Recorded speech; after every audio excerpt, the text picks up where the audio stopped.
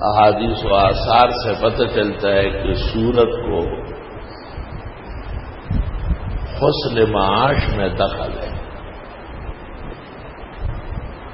اور بجائے مردوں کے عورتوں کے پڑھنے کا زیادہ عمل رہا ہے۔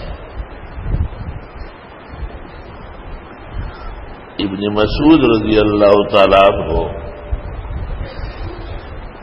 جب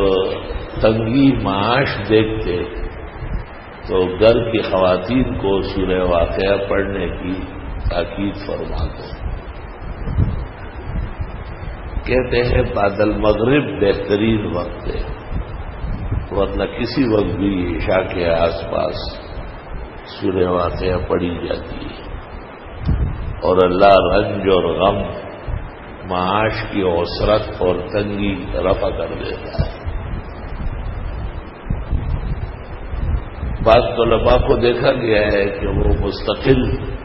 اس کا ورد وظیفہ کرتے ہیں، تو وہ عام طلباء سے زیادہ صلاحیت والے، آرام و تسلی والے، اور ان کی تمام تر زندگی کے جو اطراف ہیں اس کے تکفل کا بہترین انتظام ہوتا ہے۔